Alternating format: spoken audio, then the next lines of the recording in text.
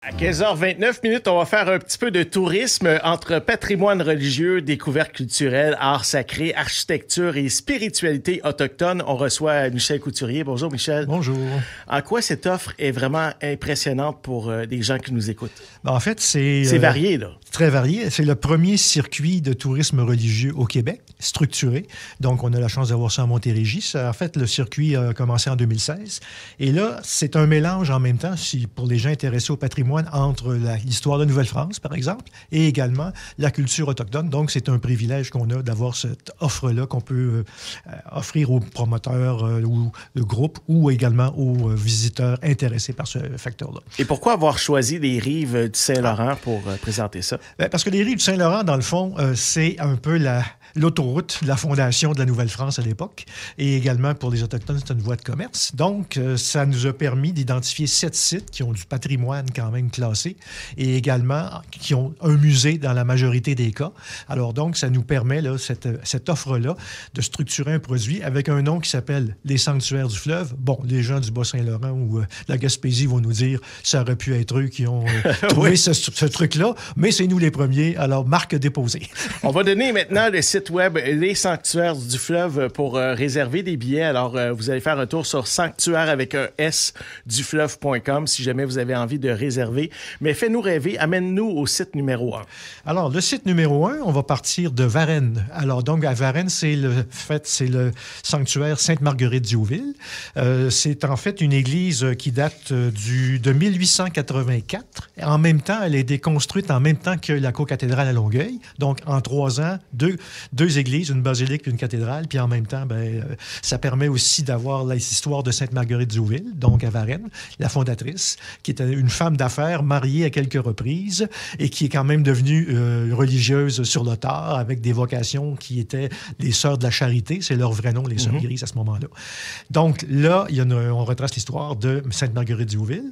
Également, l'église de Sainte-Famille à Boucherville. Aussi une vieille église du 18e siècle. Alors, avec un super maître-autel qui a été reconstitué en le défaisant pièce par pièce, en allant à Québec le faire restaurer, et il est revenu par la suite. Ah oui. 500 000 de restauration, un prix d'amis. Alors donc, il est doré. Combien de temps ça a pris? 3 ans. 3 ans? 3 ans, quand même avec rapide. des experts. C'était très rapide. C'est le temps de construire la basilique, dans le fond, à Varennes, puis la co-cathédrale à Longueuil au 19e siècle, finalement. Le Centre Marie-Rose, la particularité, c'est qu'il y a, oui, c'est la congrégation, c'est le siège social de la congrégation des Saints-Noms Jésus de Marie, mais il y a les maisons de fondation. Donc, une maison du 18e siècle qui était une école où résidaient à la fois des sœurs et en même temps, ça servait d'école pour des dizaines d'enfants, des femmes particulièrement, des filles. Donc, c'est vraiment une particularité. La maison est de l'autre côté de la rue, pas loin de la co-cathédrale. Et je vous raconterai quelques anecdotes tout à l'heure là, pour illustrer un peu l'originalité de ça. Il y avait beaucoup le lien école-religion à cette époque-là. Oui, tout à fait. En fait, système de santé, système scolaire, c'est des communautés religieuses qui ont géré ça. Et évidemment, c'était un peu l'entente avec les anglophones à l'époque quand ils ont conquis le Québec. 1774, les Anglais ont dit, vous contrôler, entre guillemets, la population. On vous laisse votre langue puis votre éducation, puis on gère le reste. Ah oui? Oui, c'est comme ça que ça s'est fait avec l'Acte de Québec en 1774. Là, on était vraiment dans l'Est, le plus loin dans l'Est. On s'en vient vers l'Ouest. Oui. On s'en va où? Co-cathédrale Saint-Antoine de Padoue, évidemment, bien connu dans la région. Donc, c'est un bâtiment majestueux. On appelle ça du style néo-gothique, néo-byzantin. Au coin de Saint-Charles puis du chemin Chambly. Chambly, exactement, au cœur du Vieux-Longueuil. Et la particularité, c'est que c'est 1200 personnes qui peuvent assister à des concerts, à la messe, en tout cas selon le cas. On a 2 orgues Casavant un de 1831, un buffet d'orgue, puis on en a un autre des années 1930. Donc, ces 2 orgues-là peuvent jouer en même temps avec un seul claviériste. Wow! Donc, c'est une particularité, même pour les années 30, technique intéressante là, à l'époque. Il y a un musée au sous-sol. Il y a la croix du 15e siècle qui était donnée par la ville de Normandie, une croix de chemin de 3 tonnes. La tombe de la baronne Lemoine d'Iberville, qui est un autre attrait particulier. Alors, donc, c'est un peu les points forts de cette co-cathédrale-là. Et pour y avoir entré, je te confirme que c'est vraiment impressionnant. On rentre et c'est un choc au niveau de la perception qu'on a de l'Église, de l'architecture complexe qu'il y a à l'intérieur. C'est vraiment, là, on fait oomph quand on rentre à l'intérieur. Exactement. Est-ce que c'est là que tu me racontes tes petites histoires là, que tu me parlais tout à l'heure? Bien, j'en ai quelques-unes, mais je vais juste finir le parcours. OK, parfait. Il y en a des pas mal dans le long du parcours pour la suite. Allons-y, on continue du côté de la Prairie cette fois-ci? Oui, c'est en fait l'église de la Nativité de la Sainte Vierge de la Prairie. Et cette église-là, en fait, c'est au cœur du vieux de la Prairie. Donc, il y a un musée pas loin qui retrace l'histoire de l'occupation du territoire depuis 5000 ans. Donc, communauté Mohawk et aussi, en fait, la paroisse comme telle. C'est une église aussi du 18e siècle.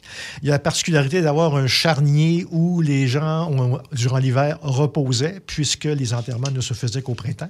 Alors, c'est un charnier. Puis, il y a vraiment une chaire spectaculaire et une vieille cloche aussi du 18e siècle.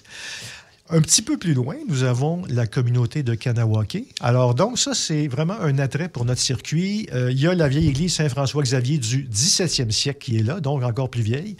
Et il y a également le musée d'interprétation de la culture Mohawk, qui est un parcours piétonnier. Alors, tout ça fait que c'est intéressant pour avoir une bonne idée de la culture Mohawk. Donc, un power chaque année, donc une immense fête où il y a 30 000 personnes pour retracer la culture, les danses autochtones. Avec une personnalité importante qui est là-bas aussi. Oui, c'est en fait notre première sainte autochtone, Sainte Catherine Tecatuita. Moi, j'aime ça de faire dire ça, ce mot-là, c'est pour ce nom-là. J'ai gagné un voyage avec ça.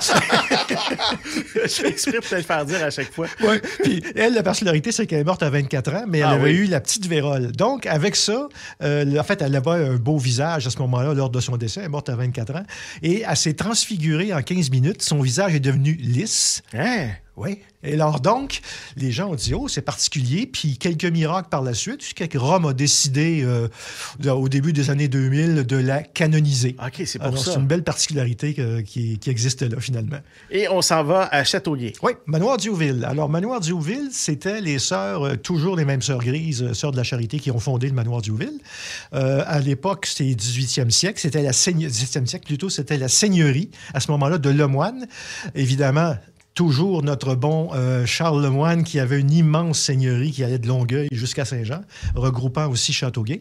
Et le manoir, en fait, il y a un vieux moulin des années 1600 qui est encore là, qui n'est pas fonctionnel. Il y a une grotte dédiée à la Vierge.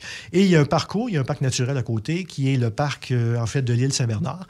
Et on peut résider là, se ressourcer, cuisine du terroir. Ils ont un vieux bâtiment qui est transformé en restaurant du 17e siècle également. Alors donc, la traite, c'est son nom. Alors voilà, c'est un peu les principales étapes. Qu'est-ce que les gens viennent chercher dans ce genre de tourisme-là? Est-ce que c'est vraiment un parcours religieux ou c'est plus pour le patrimoine, l'architecture, la découverte, la curiosité? Ben, en fait, les sondages nous disent, puis ça, c'est quand même des sondages qui ont été répétés, donc avec, entre autres, une firme, que les gens viennent au moins pour les 2/3 pour le patrimoine. Oui, la partie religieuse, parce que ça fait partie de notre histoire, évidemment, la religion catholique, et quelque peu, mettons, moins de 10 personnes pour des pèlerinages, des groupes à ce moment-là, dans ce contexte-là. Mais c'est vraiment ça, la répartition de la clientèle. Là. Le groupe d'âge, c'est quoi? Le groupe d'âge, écoutez, ça va être effectivement, c'est des 50 ans plus, premier groupe. Donc, on veut rajeunir la clientèle. Évidemment. Comment on peut faire pour les intéresser? Est-ce que tu vas faire des TikTok? On est déjà sur Facebook. Ah oui? Okay. On va effectivement aller sur TikTok. On a des blogs déjà. Oui, on s'est adapté, malgré l'offre religieuse, aux moyens modernes de communication. Je pense que ça peut intéresser quand même les jeunes parce qu'on voit de plus en plus sur Instagram les gens qui parlent de plus en plus de Dieu. Oui. On voit ça. Là, il y a un retour tendance. Oui, il y a un retour à ça. Donc, pour ces gens-là, je pense que c'est parfait d'aller faire un tour. On va rappeler l'adresse courriel, pas l'adresse courriel, le site web sanctuaire avec un S du fleuve.com. Oui. Et là, je vais avoir des histoires savoureuses. Alors, des petites histoires savoureuses. Ben, je vais commencer par, le sanctuaire, en fait, l'église de la Nativité. OK. La police de la messe. Alors, à l'époque, au 19e siècle, il y avait un agent de la paix qui était, en fait, dans l'église. Il y avait un banc qui date de 1865-66 qui lui était dédié. Alors, son travail, en l'arrière-ban, c'était de surveiller les gens présents, d'intervenir si ça se mettait à brailler, par exemple, durant le sermon ou des mauvais comportements dans l'église. Autre responsabilité, les chiens. Alors donc, le fameux connétable ou agent de la paix, il doit s'assurer qu'aucune bête ne rentre dans l'église.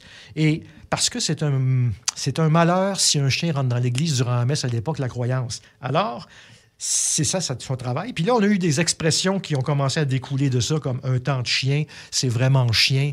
Alors, c'est comme ça que ce genre d'expression-là est venu finalement à partir du 19e siècle. Ça, c'est à la prairie. Ouais. Lui, il avait son banc, un peu comme ceux qui vont au Centre Bell, assister à des matchs de hockey. Là, il avait son banc, lui, réservé. Et là, il surveillait les centaines de fidèles et il intervenait. Ah ouais? Oui, carrément. Okay, wow.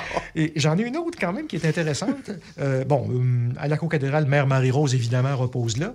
Mais il y a le grand lustre qui contenait 320 chandelles. Ça, c'est à Longueuil? À la cocathédrale, il fallait le descendre, allumer individuellement les chandelles. Ben voyons donc. Eh oui. 520 chandelles. 320 chandelles. 320. Quand même.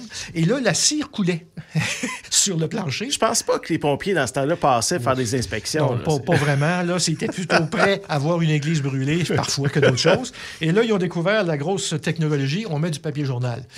Encore là, on peut se poser des questions sur le risque. Mais là, aujourd'hui, c'est rétractable, mais c'est 320 lumières LED. OK, oui, ça dure plus longtemps, beaucoup plus longtemps. Dernière histoire, peut-être? Oui, dernière histoire. Alors donc, à Varennes, le tableau qui contrôle la météo. Alors ça, ce tableau-là, il y a près de 300 ans, c'est le plus vieux tableau qu'on retrouve à la basilique. Là, ça a été acquis par la suite en 1730. Ça représente Sainte-Anne puis la Vierge Marie. Alors donc, ça fait en sorte qu'on peut avoir des miracles, mais au printemps, quand le fleuve débordait et inondait l'église, on amenait le fameux tableau sur le bord de la rive, puis les eaux se retiraient. Alors, c'est particulier, mais en tout cas, c'est comme ça que ça fonctionnait. Et évidemment, il y avait de la sécheresse dans tous les villages autour, paraît-il, et il pleuvait à Varennes, toujours grâce au beau tableau, finalement. Un autre miracle. Alors, le 26 juillet, fête de Sainte-Anne, à chaque année, procession des flambeaux, évidemment, dans les rues de Varennes, une belle tradition. On sort le tableau. Il est encore là, ce tableau-là? Ben oui, il y a 300 ans. Ah oui, wow! Oui. Puis est-ce qu'il fonctionne encore ou à cause des changements climatiques? On va faire des tests prochainement. OK, parfait. Hey, Michel, merci beaucoup de ton passage en studio. Très intéressant tout ça. On invite les gens à visiter sanctuaire avec un S du fleuve.com pour réserver. Il y a des groupes. Il y a 10 personnes. On peut réserver pour des groupes à ce moment-là. Super. Ben, merci beaucoup. On se reparle dans 2 semaines. Oui, merci. Salut.